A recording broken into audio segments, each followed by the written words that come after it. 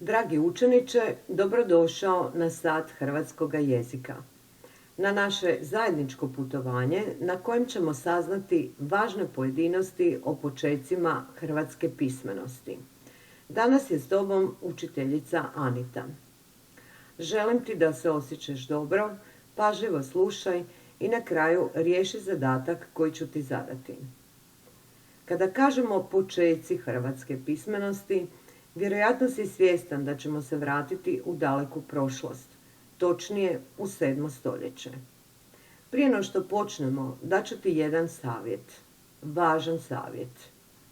Nikada nemoj zaboraviti jezik i pismo svojega naroda, jer tako čuvaš svoj identitet, tradiciju svojih predaka i kulturu zapisanu tim jezikom. Uči o prošlosti svoga naroda da bi mogao razumjeti njegovu sadašnjost, ali i njegovu budućnost. Što ćeš danas saznati? Kako su Hrvati u prošlosti došli do svoga jezika i pisma?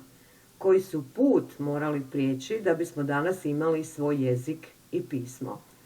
Kad poslušaš cijelu udžbeničku jedinicu, zastani na trenutak, razmisli i odgovori. Je li taj put bio težak ili lagan? Što misliš? Saznaćeš i kojim su se jezicima i pismima Hrvati služili u srednjem vijeku, koji su najstariji hrvatski spomenici na latinskom jeziku. Zašto je Hrvatima važna Bašćanska ploča? Koji su najznačajniji spomenici na glagoljici? Kako se zove prva hrvatska tiskana knjiga? Udžbenička jedinica počeci hrvatske pismenosti uvjetno je rečeno podijeljena na 4 dijela. U prvome dijelu razgovarat ćemo o pismima i jezicima, pa se prvi dio naziva tropismenost i trojezičnost. U drugome dijelu razgovarat ćemo o Bašćanskoj ploči, dragom kamenu hrvatskog jezika. U trećem dijelu razgovarat ćemo o ostalim važnim spomenicima hrvatske pismenosti i u četvrtom o prvotisku, o prvoj hrvatskoj i svjetskoj tiskanoj knjizi. Pa krenimo redom. Pred tobom su 3 hrvatska pisma. Latinica, koja je trenutačno danas službeno pismo u Republici Hrvatskoj. Zatim glagoljica, s kojom si se već dosad susretao, a naučit ćeš još jedno hrvatsko pismo, hrvatsku ćirilicu ili bosančicu. Na kraju ovoga dijela trebaš odgovoriti na ova pitanja. Koje su pismo i jezik Hrvati zatekli kad su došli u današnju postojbinu? Kojim su se jezicima i pismima Hrvati služili u srednjem vijeku? Na kraju ćeš razmisliti i zaključiti. Zbog čega je nastala glagoljica? Pretpostavi i zaključi kako se mogao osjećati hrvatski narod koji nije razumio latinski jezik. Kako se ti osjećaš kad netko govori na jeziku koji ne razumiješ, a važno ti je što se govori. Napravi usporedbu. Hrvati su na današnje prostore došli u 7. stoljeću. Nisu imali svoje pismo, pa su prihvativši kršćanstvo, prihvatili i latinski jezik i latinicu kao službeni jezik i pismo. Latinskim jezikom naučili su pisati i govoriti samo svećenici i malobrojni učeni ljudi, dok su obični ljudi, tada nazivan puk, i dalje govorili ondašnjim starohrvatskim jezikom sa značajkama narječja. Zbog nepoznavanja latinskog jezika nisu mogli pratiti i razumjeti crkveno bogoslužje, pa se nametnula potreba za novim jezikom i pismom. Konstantin Čiril krajem 9. stoljeća sastavlja slavensko pismo, glagoljicu, za potrebe staroslavenskog jezika koji je bio srodan ostalim slavenskim jezicima, ali i ondašnjem starohrvatskom jeziku. Glagoljica je bila uglavnom crkveno pismo.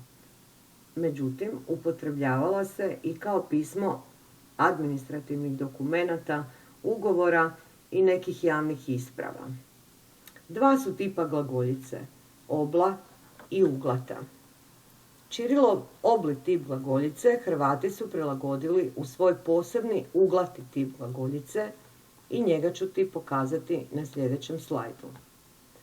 Glagolska abeceda naziva se azbuka prema nazivima prvih dvaju slova, az i buki. Gotovo istodobno s glagoljicom pojavilo se još jedno pismo, ćirilica. I to su pismo Hrvati prilagodili, pa se hrvatska ćirilica naziva bosančica, a u Hrvatskoj se upotrebljavala od 12. stoljeća. Ispod svakog ovog pisma nalaze se nazivi spomenika i dokumenata koji su nastali na tom pismu. O njima ću ti reći nešto više kasnije. A sada pogledaj hrvatsku uglatu glagoljicu. Vjerujem da si na njoj možda već i pisao.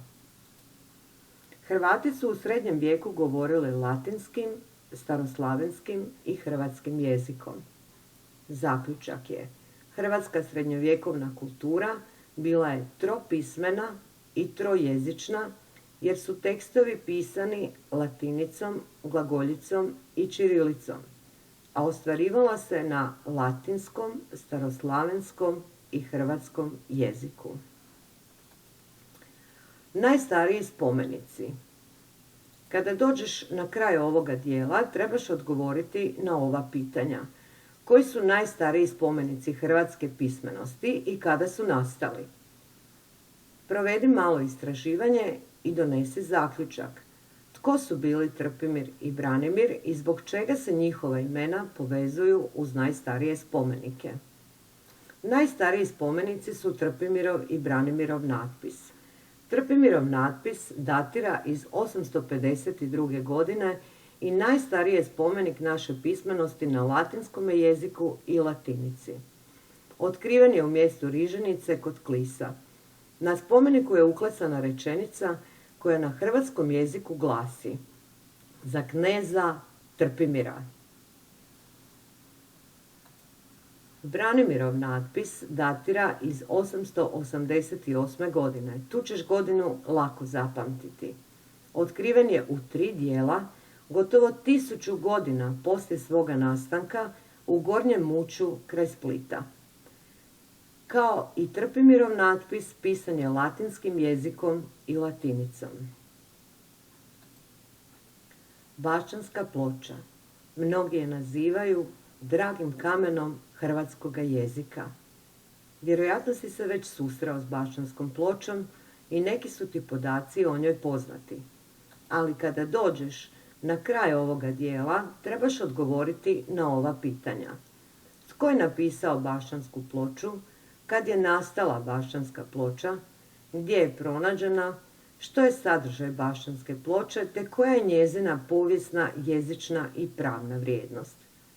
Na kraju zaključi, zašto je Hrvatima važna bašćanska ploča?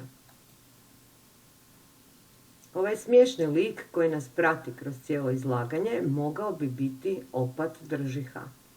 On se nalazi ispred crkve Svete Lucije, gdje je bašćanska ploča pronađena. Crkva Svete Lucije nalazi se u zaselku Jurandbor kraj Baške na otoku Krku. Bašćanska ploča nastala je oko 1100. godine. Kad kažemo oko, onda to znači da je mogla nastati i nekoliko godina prije i nekoliko godina kasnije. Napisana je na glagoljici, prijelaznom tipu i na starohrvatskom jeziku. Sadržaj bašćanske ploče. Kralj Zvonimir daruje zemljište crkvici Svete Lucije i navode se svjedoci tog darivanja. O tome u prvom dijelu bašćanske ploče piše opat Držiha. Opat Dobrovit piše kako je zidao crkvu na zemljištu koje je poklonio kralj Zvonimir sa svojih 9 braće. Čemu je služila bašćanska ploča u crkvi? Ona je prvotno služila kao lijeva pregradna ploha koja je odvajala prostor za svećenstvo od prostora za puk. Prostor za svećenstvo dio je crkve na kojem se nalazi oltar i za kojim stoji svećenik dok drži svetu misu. Prostor za puk dio je na kojem ljudi sjede dok slušaju i prate svetu misu.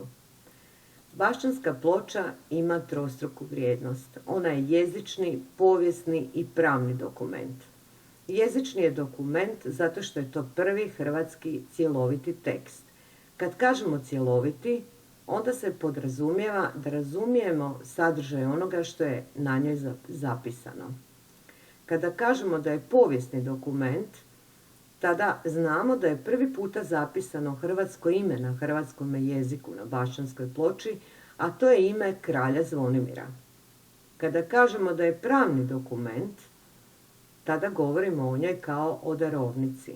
Ona potvrđuje da kralj Zvonimir daruje zemljište redu benediktinaca i navode se svjedoci toga darivanja. Kako izgleda Bašćanska ploča?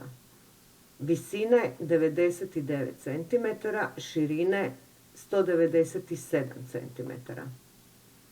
Ugrubo, visoka je 1 metar, a široka je 2 metra. Ima 13 redaka, 107 riječi, izgrađena je od kamena vapnenca. Jako je teška, oko 800 kg. Ukrašena je ornamentikom. Ornamentika je inače hrvatski ukras koji možemo primijetiti i na drugim starim hrvatskim spomenicima. I došli smo do kraja. Podsjetit ću te što trebaš naučiti o Bašćanskoj ploči. Trebaš znati kada je Bašćanska ploča nastala, kojim je pismom i jezikom pisana. Što je sadržaj Bašćanske ploče, kako izgleda, gdje je pronađena i gdje se čuva danas. Trebaš znati i opisati povijesnu, jezičnu i pravnu vrijednost Bašćanske ploče. I došli smo do ostalih spomenika. Kada dođeš na kraj ovoga dijela, razmisli i zaključi koji je sadržaj dokumenta koji ima predznak zakonik. Pretpostavi koje su kazne mogli dobiti prekršitelji zakona u srednjem vijeku. Kad je nastao Vinodolski zakonik, zbog čega su značajni dokumenti Poveljska listina i Šibenska molitva. U ovome dijelu razgovarat ćemo o 3 dokumenta: Vinodolskom zakoniku, Poveljskoj listini i Šibenskoj molitvi. Vinodolski zakonik nastao je 1288. godine i on je najstariji cjelovito sačuvani pravni dokument. Napisan je na glagoljici na hrvatskom jeziku s obilježjima čakavskog narječja. U njemu su propisana pravila ponašanja za stanovnike grada Novog Vinodolskog, ali i kazne za one stanovnike koji ih prekrše. Novi Vinodolski je malo mjesto pored rijeke. Pogledaj kako izgledaju 2 stranice Vinodolskog zakonika.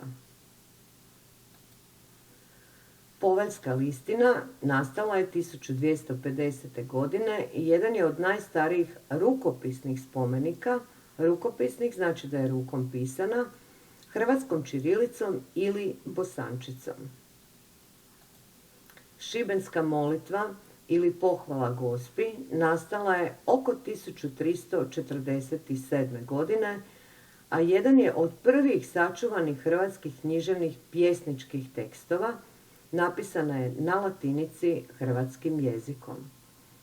Pogledaj kako izgledaju unutrašnje stranice Šibenske molitve.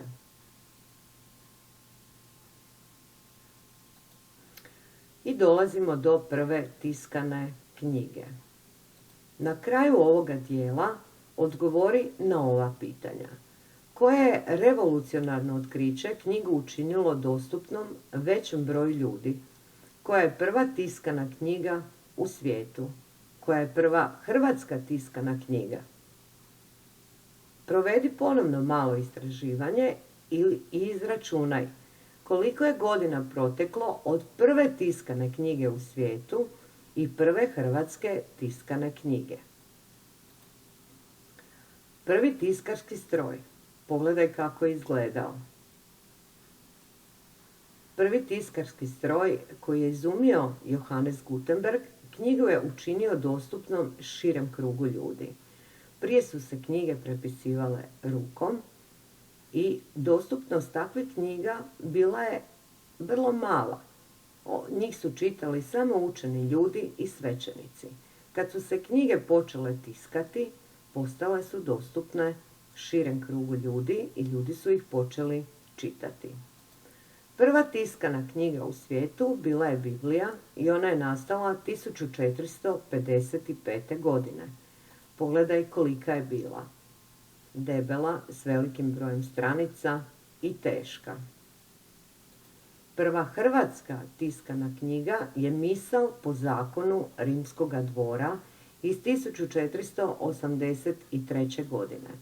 Ona je napisana glagoljicom i hrvatskim jezikom s obilježjima čakavskoga narječja.